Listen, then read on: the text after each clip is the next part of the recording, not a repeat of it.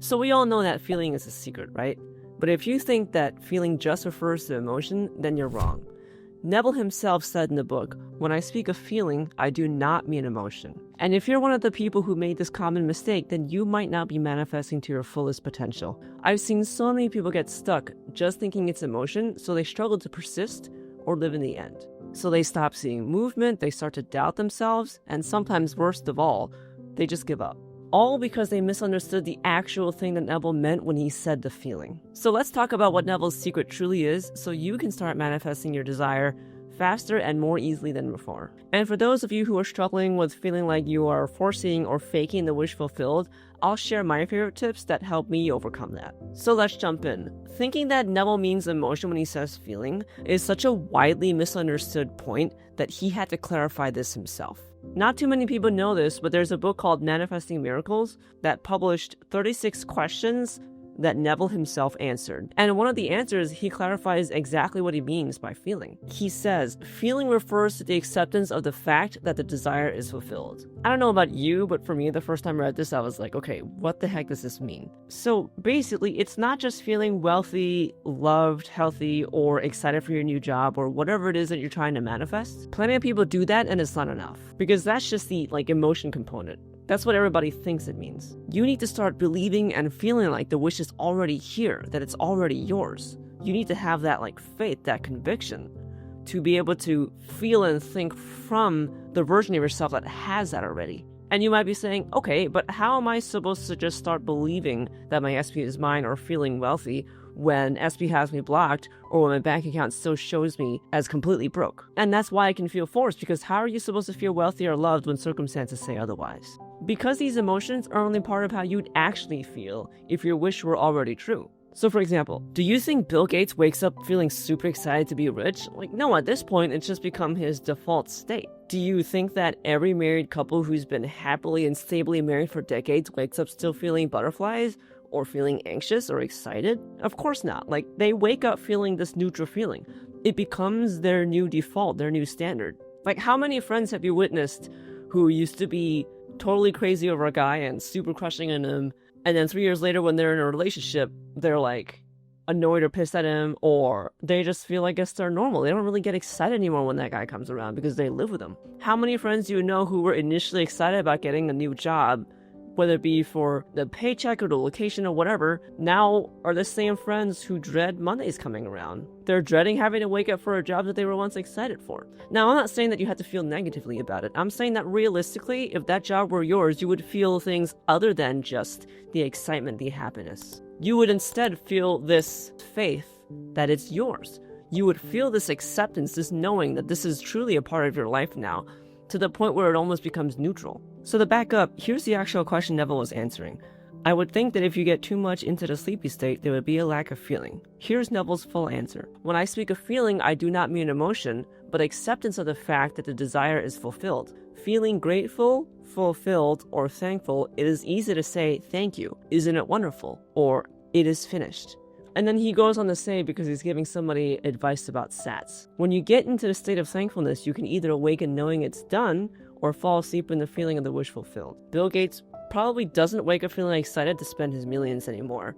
I would wager to say that he probably feels really fortunate and grateful, and maybe just calm and comfortable. And for the married couple example, they probably wake up feeling relaxed, at peace, comfortable, not that excited anxiety of having butterflies in the stomach feeling. They'd feel really satisfied and fulfilled and safe around their partner. Probably more of a calm, at peace type of feeling. So do you see how this is slightly different from feeling excited? Subtle, but it's there. Same with the couple. The difference between feeling excited and loved versus just safe and comfortable.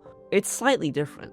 This is their version of Sabbath. So Bill Gates doesn't feel like he has to work anymore. Couples don't wake up feeling like they have to chase or win over the one that they're already spending their life with. Of course, they might have to put in work to maintain their wealth and their relationship, but most of the time they feel this sense of doneness or completion, where they know that their wealth is theirs. They know that their spouse is theirs. They don't have to do anything else to get it.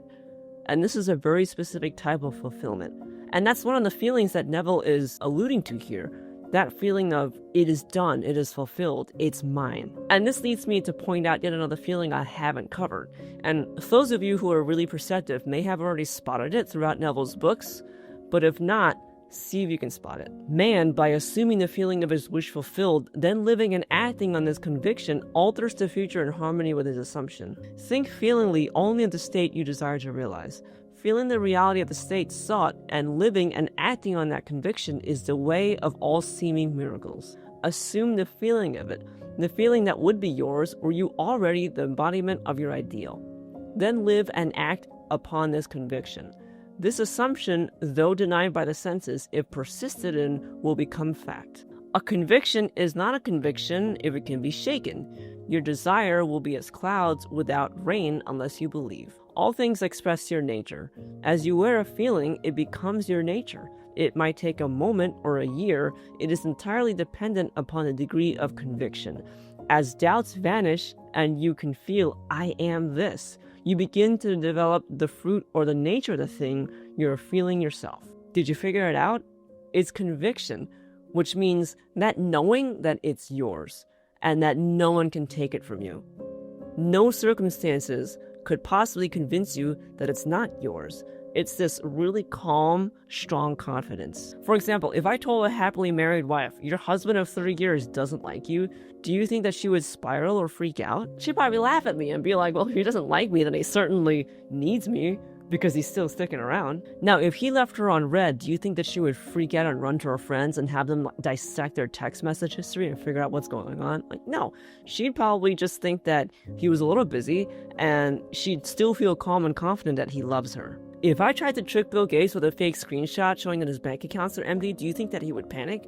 No, because he knows that his money is insured and he knows that he has multiple financial advisors who are handling everything. This is the conviction that Neville Goddard means. So now you might be thinking, okay, Leanna, I don't know how that conviction feels like because I've never been wealthy or I've never been in a relationship with my SP. But here's the thing, you already know how conviction feels like in other areas of your life. You know what your natural hair color is. You know who your mother is. So even if I tried to trick you by dyeing your hair or sending you a fake maternity test, you wouldn't be fazed. You wouldn't be tricked. You wouldn't spiral or freak out. You'd just be calm. And that's because these assumptions can't be shaken. You know these things about yourself. And for those topics, that's what it means to think from the end. If you really had what you wanted, you wouldn't feel excited about it all the time, and you might not be happy about it all the time either. So this conviction combined with the calmness, the fulfillment, the confidence, the gratitude, that's what it means to live in the end. You just feel content, fulfilled, at peace, normal. And to further illustrate this, for people who struggle with SATs, the lullaby method is often recommended. So in case you don't know what that is, that's when you fall asleep, you repeat like a phrase or a sentence to yourself in your head that indicates that everything's going well. So the example that Neville used was, isn't it wonderful? So you just repeat to yourself, isn't it wonderful, isn't it wonderful? And really feel that real. But since nobody talks all old-fashioned like that anymore, today you might use a phrase like, everything is awesome, or my life is awesome, or I'm really grateful that everything is working out. So some people have a lot of success with this, and based on what you know now, can you see why? It's because they fall asleep in the feeling, like the feeling that Neville was talking about. The conviction, the calmness, the confidence of having everything that they wanted. And this is what Abdullah was trying to remind Neville when he said, you are in Barbados. He didn't say you are happy or you were excited to see your family. He said, you are in Barbados. It's yours. It's done. There's one more perspective that I realized after reading dozens of books over the years. And it's one that I rarely see mentioned, but it's one of the most crucial things I think there is to know about manifesting. And it's something from my favorite source teacher, Seth. Now, if you don't know who Seth is, he is basically regarded as the founder of New Age. He is the one who coined the phrase, you create your reality. And he is widely hailed as the most comprehensive source teacher. Everything that Neville taught, Seth covered in greater detail. And when I meet older people who are in their 70s who have learned about manifesting since their 20s, so have known about it for 50 years, and have read Neville Goddard, Abraham Hicks, Bashar, Seth, they often say that Seth is the most comprehensive teacher that has covered everything in the best way that the other teachers haven't. And I just think he's the best. Anyway, one of Seth's main teachings was that we create our reality according to our thoughts, emotions, beliefs, and expectations. And that's the missing piece. Beliefs and expectations. Because if you really accept the fact that your desire has been fulfilled, then you believe that it's yours. You expect to see it in the 3D. And when you expect something with faith, you stop worrying and you stop checking to see when it's going to show up. You fully know with conviction and confidence that your 3D will reflect it. So now that you know how to feel, how are you supposed to pull this off without forcing it or faking it? And I think that this is something that everybody has struggled with at one point or another. First off, to a degree, Neville himself says it's going to feel weird.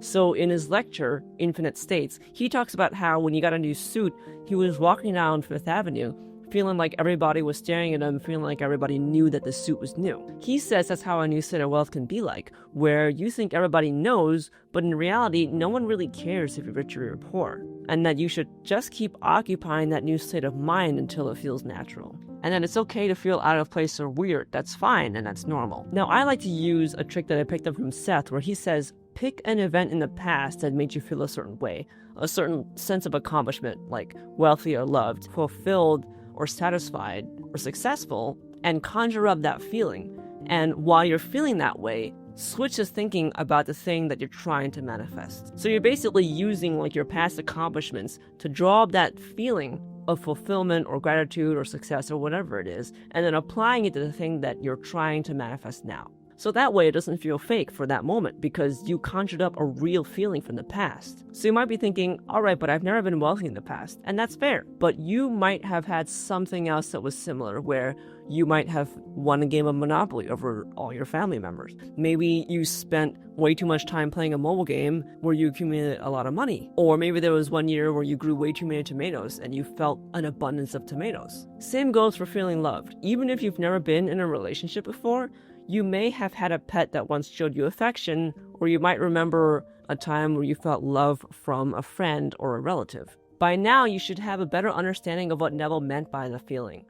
But a big mistake people make is that they think they need to be delusional about having a desire. This can actually be needlessly stressful, if not dangerous, and I'll explain why delusion isn't necessary and what you can do instead here.